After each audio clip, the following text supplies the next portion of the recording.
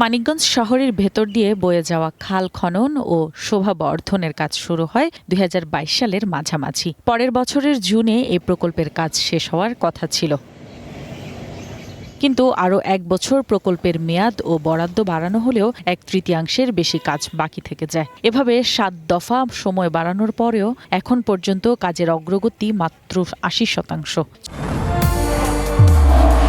নির্মাণে number 1 Shah cement.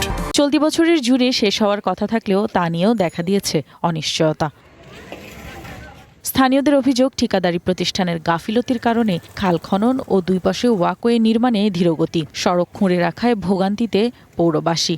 লোকসান গুনছেন ব্যবসায়ীরাও। ২০২৩ সালে শেষ হওয়ার কথা, এখন চলে ২০২৬ সাল, মানে 3 বছর এখান থেকে নাই। নগরবাসীর খুবই অসুবিধা হয়। কিছুদিন আগেও আমাদের এই যে এখানে একটা অ্যাক্সিডেন্ট হয়েছে, একটা অটো পড়ে গেল, রাস্তার কাজ বাজে একটা হয়েছে। ময়লার স্তূপ হয়ে গেছে। আশা করি এই খাল দিয়ে কোনো পানি যাতায়াত করতে পারবো না। দুই পাশে যে বাঁধ তৈরি করা হয়েছে, এই কারণে কিন্তু খালটির পানি প্রবাহ কমে গেছে বা নাই বললেই চলে।